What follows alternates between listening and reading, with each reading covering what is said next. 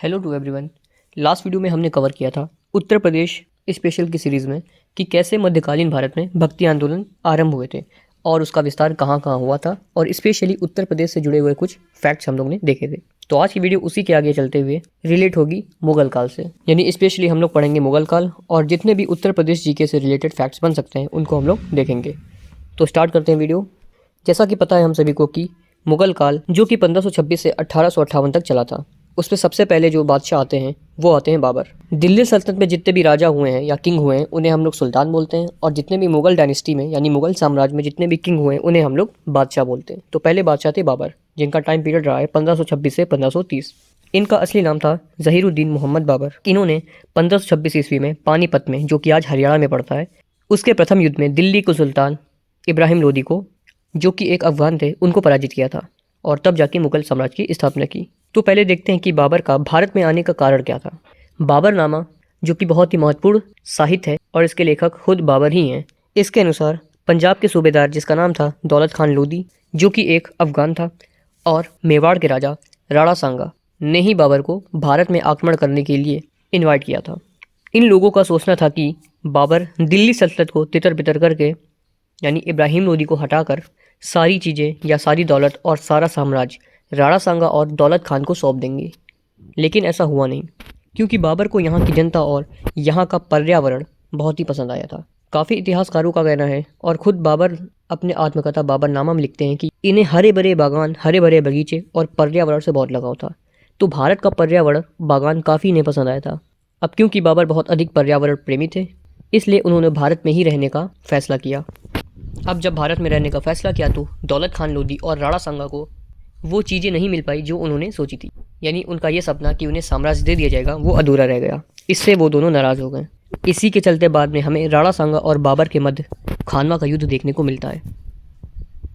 फिलहाल हम पढ़ते हैं पानीपत का पहला युद्ध, जो कि हुआ था 1526 ईस्वी में बाबर और इब्राहिम लोदी के बीच में, जहाँ पर इब्राहिम लोदी दिल्ली सल्तनत के सुल्तान थे। इस युद्ध में पहली बार बाबर ने तुलगमा युद्ध पद्धति का प्रयोग किया था, साथ ही उस्मानी विधि का भी प्रयोग किया गया। जिसमें होता क्या था, असल में इसमें दो गाड़ियों के मध्य तोपों का यूज़ किया जाता था, यानी दो गाड़ी चलती रहती थी और उसके ही साथ में एक तोप बीच में चलती रहती थी, जिसकी वजह से दुश्मनों का आक्रमण थोड़ा रोका जा सके। क्वेश्चन क्या बनता है कि इस युद्ध में उस्ताद अली और मुस्तफ़ा खान नाम के दो प्रसिद्ध निशानेबाज बाबर की तोप खानों का ही नेतृत्व कर रहे थे। ये दोनों बहुत ही इंपॉर्टेंट पर्सनालिटी रही है इस टाइम की। इस युद्ध के जीतने के बाद ही बाबर ने मुगल साम्राज्य की स्थापना की और अपनी राजधानी बनाई आगरा को, जिसे सिकंदर लोदी ने इस्टेब्लिश किया था। अगले ही साल युद्ध होता है खानवा का युद्ध, यानी 1527 में। आगरा से करीब 40 किलोमीटर दूर पर यह युद्ध लड़ा गया था। इस युद्ध में एक तरफ थे बाबर और दूसरी तरफ वही मेवाड़ के राजा राणा सांगा। इस युद्ध में बेशक बाबर जीत जाते हैं और राणा सांगा की हार होती है। इस युद्ध के जीतने के बाद बाबर ने अपनी जनता के ऊपर से तमगा कर, जो कि एक तरीके का व्यापारिक कर होता था, उसे हटा दिया।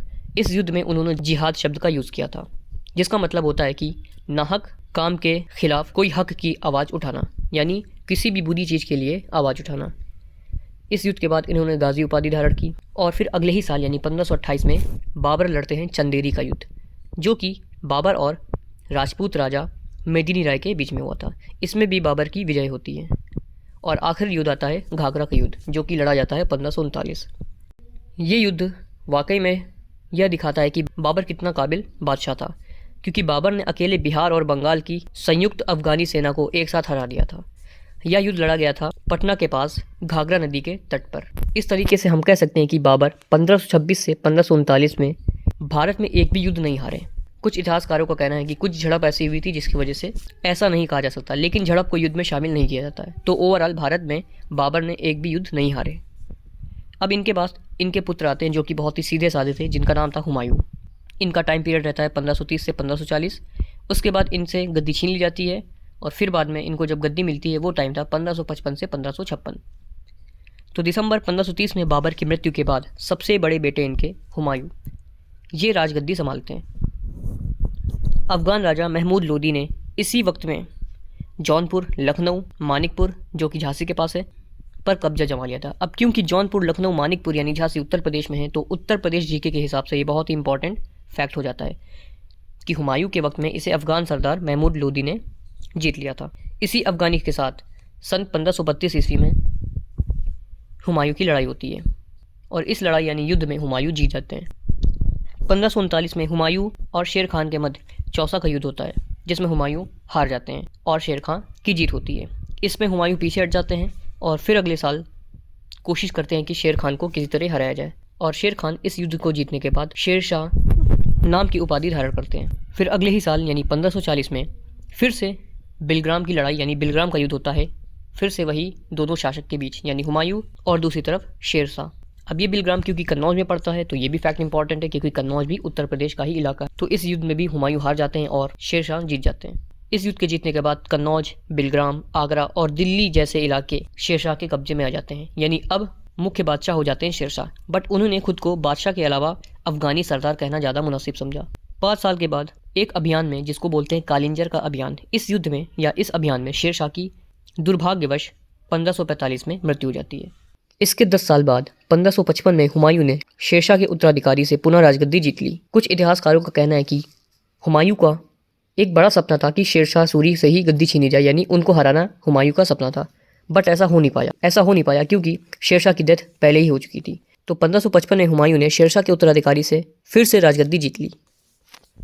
अगले ही साल 1556 में दीन पनाह में स्थित पुस्तकालय की सीढ़ियों से गिरकर हुमायूं की मृत्यु हो जाती है। तो इस हिसाब से हमने देखा उत्तर प्रदेश के मध्यकालीन भारत में मुगल सल्तनत के अंतर्गत बाबर और हुमायूं को। अगली वीडियो में हम लोग पढ़ेंगे कि अकबर, जहांगीर, शेरशाह से संबंधित कुछ फैक्ट। तो मिलते हैं नेक्स्ट वीडियो में।